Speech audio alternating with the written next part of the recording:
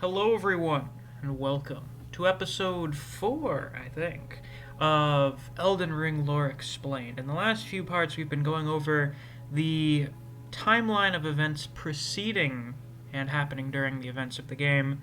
Now it's time to talk about what happens at the end of the game, depending on what you do, the possible future ages that you can bring about following the Age of the Shattering. Now, at this moment, we have 6 confirmed endings. 7 confirmed, but one of them they're still figuring out how to get. Who confirmed that it exists? I don't know, but the Age of Absolute is a confirmed ending, but they don't have to get it. Okay, I'm going to slap that one at the bottom of the list so we can talk about that at the end of the video. Yeah, do some quick googling at the end. Yeah. So I just have the list of the descriptions of the endings here, so we can go over them in a relatively quick order, and kind of discuss the deal with them. So the first ending and the most basic one is the Age of Fracture, in which you fix the Elden Ring and become the new Elden Lord. That's it. It's the most basic ending. You basically do what you were supposed to do upon being resurrected as one of the Tarnished. You go, you collect some of the shards, you beat the final boss, you fix the Elden Ring, and you become the third Elden Lord. But isn't, the Rune of Death is still, gone. Yeah, you basically just continue things the way that they were under Marika's rule. You don't really change anything. Yeah. Which is why no one ever likes doing the basic endings. Unless changing things makes them objectively worse. Which they sometimes do, and they do in some of these endings. So the next ending we have on the list is the Age of the Duskborn, which you get after completing Fia's quest line and receiving the Mending Rune of the Death Prince, and then choosing to use that after you defeat the final boss.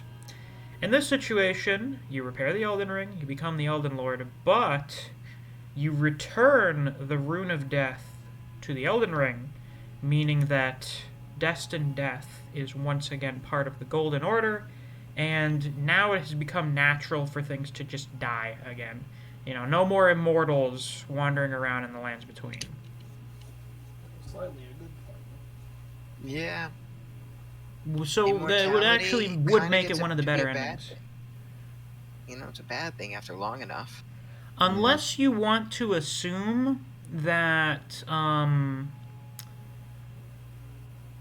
those who live in death want to make undeath a thing, because that seems like what they've been doing, but that's not the way the ending is described, and this seems to be like the actual official description of it. As far as I'm aware, unless it's just the Fextra Life guy's interpretation of the ending, it seems like you basically just let things die now. Yeah. Which is not terrible. That's not just kind of the way things work. Just make things normal. Force the lands between to take their fucking normal pills for once. Basically. Next we have the Blessing of Despair, which you get after giving the loathsome Dung Eater seedbeds until you get the Mending Rune of the Fell Curse, in which you fix the Elden Ring, but you add in a different Mending Rune, which now enforces a terrible curse onto the entirety of the lands between. This seems like objectively the worst ending? Second worst ending? Yeah. Isn't it also like the curse specifically more targets people that wronged Dung Eater? It might be. I didn't do his quest line in my playthrough. I couldn't figure out what the fuck to do with him. I didn't know he was in the sewers. Yeah, you gotta go find him. I gotta go find the loathsome Dung Eater and probably kill him, because I'm not doing his fucking ending. Yeah. Kill. This is where we should bring up the fact that it seems like quite a few of the Tarnished are able to make runes. Somehow. That's a thing. If I had to guess, they're, what's the word I'm looking for here? They attain runes and end up having a lot of runes, so they end up having like big pieces of the Elden Ring within them. And I suppose as a result of that, they are able to influence those parts of the Elden Ring to change them in some way. And that ends up creating the mending runes that we get. Okay. The next ending we have is the Age of Order, which you get from doing Gold Mask and Corrin's questline and receiving the Mending Rune of Perfect Order, in which you fix the Elden Ring, become the Elden Lord, but now the Lands Between has been restored, whatever that means. I think it's just the way I've seen it described is that in his ending, it is the perfect idea of the greater will. Mm-hmm. So a way to view it, I think, is just the exact opposite of Rani's ending, Mm-hmm. where that is, no more greater will. This is the greater will is perfected. I see. Whatever that's supposed to mean. Well, I guess. I guess it just can perfect do whatever control. it wants now, instead of having to, like, put up with Marika's bullshit. It gives it a more direct influence over the world, I suppose. Next we have is the Lord of Frenzied Flame, which has two possible different endings. Right. Either way, you meet with the Three Fingers, which make you the host of Frenzied Flames. The Tarnished goes down a different path to become the Lord of Frenzied Flame. If the Frenzied Flame is inherited before the events at the Forge of the Giants, Melina leaves the Tarnished's company, leaving the Tarnished to sacrifice their own body at the Forge. This leads to an extra scene at the ending, showing Melina without the mark on her left eye, devoting herself to deliver destined death to you. If the player obtains the Frenzied Flame after the events at the Forge, the scene with Melina does not occur due to her own prior sacrifice, in which case you defeat the final boss, and then you unleash the Frenzied Flames within the Erd Tree and fucking annihilate the world. Well, Awesome. both the world's annihilated, but it's if you get it before Melina sacrifices herself. Yeah, she's still like, alive. Yeah, I'm not gonna sacrifice myself for you. Not the way you currently are. And if you do it after she sacrifices herself, well, I mean, she's already sacrificed. Yeah. And you can use Miquella's Needle to remove the Frenzied Flames from yourself, and you use it in Placidus Axe's arena. Someone in the comments of the ranking video pointed out that I apparently kept mispronouncing his name despite saying Placid twice. I think because in my brain I keep mixing up the U and I in his name. And Miquella's Needle is one of the unalloyed gold needles that Miquella crafted to ward away the meddling of outer gods, because he can just do that. I suppose so. Sounds a bit busted. A little. It's capable of subduing the flame of frenzy if inherited, allowing one to cheat fate and avoid becoming Lord of Frenzied Flame. However, the needle is as of yet unfinished and can only be used in the heart of the storm beyond time, said to be found in Farum Azula. So yeah, Miquella seemed to be really big on not letting outer gods fuck around with things, I guess. Made something to try and, I guess, help Millennia. I think that's an idea of an ending where if you get it before, alright, I think it's you get it before, then Melina leaves you, and then you use Miquella's Needle to get rid of it. Well, the thing is, don't you need Melina to sacrifice herself to get to Farum Azula? Well, I mean, if you're the sacrifice, I'm pretty sure, because don't you still need to get there? I don't know. I haven't got that far, and I don't want to do the experiment by becoming the Lord of Frenzy Flame. Because I'm pretty sure in that one, the game pretty much ends at the Forge of the Giants. Unless I'm mistaken. I don't think so. I think the game still plays out. Right? Yeah. Yeah, it's just an extra scene at the end.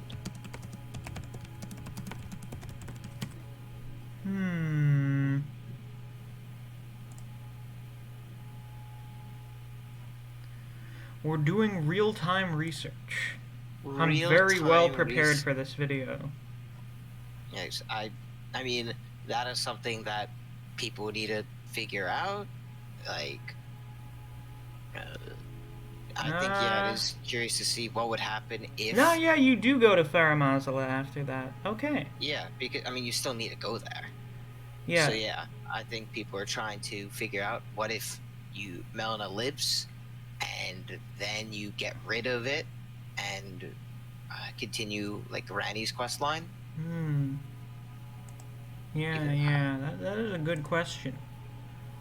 I'm quite curious about that. Yeah. Hey, you're on your next playthrough, or you will be on it soon. Go figure it out. Yeah, we'll try that one. So the Frenzied Flame is another outer god. This one manifests with the 3 fingers. It's a fire that makes you go crazy. Great.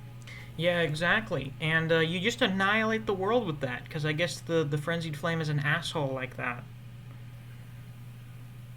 Yeah. I fucking love war. Chaotic outer god. I love destroying everything. Yeah, sometimes outer gods just be like that, I guess. What an asshole. What a dick. So that happens, I guess. In this situation, you just annihilate the world. I guess that's technically the end of history, though Melina, she opens her left eye if she survives, and promises to deliver destined death to you. Yeah, but then also I think at the same time her right eye Is blind now. Yeah. So, we have to wonder, what is the deal with her other eye? I saw one suggestion that she may actually be, what did they call her? The what? I think there's something with the Godskin apostles involving something called the Gloam-Eyed Queen or something. Some people think that might be her, but I don't think that really lines up with the timeline. No, it's something that if there is this true ending, then maybe they could figure out. Maybe. Because, like I said, that is, by the way, the only theory about what the Age of Absolute. There's a few theories on what the Age of Absolute could be. Well, we'll get into those in a minute. And by in a minute, I mean after we talk about the next ending, which is the Age of the Stars, in which you complete Ronnie's quest line. AKA the really, let's be the best. The quest best line. ending. You get bitches by the end of it. Yeah. You get best girl You are Ronnie. not maidenless. You are No not longer maidenless. The Tarnished allows the Snow Witch Ronnie to become a god and replace Marika in becoming her consort. After this, they both ascend to the cosmos, where the moon is moved by Ronnie to block away all the light of the sun, and so the lands between will be overrun with guiding moonlight, which will guide all of the lost souls once trapped by the Erd Tree. So, I think, Playfer, you brought this up to me, and then we talked about it in the first episode. It seems like instead of the Erd Tree, the big cosmic power in the Age of Stone, the age before the Erd Tree, was the moon. Yeah, or the idea of, like, maybe the moon is this greater idea of like a guiding free will, no greater will being imposed on them. The moon blots it out. That's just an idea that I've seen float around and I agree with, but it could just be that the moon has a different will that it imposes on people, one that doesn't bind them to the earth like the sun and the greater will. I suppose that is a possibility.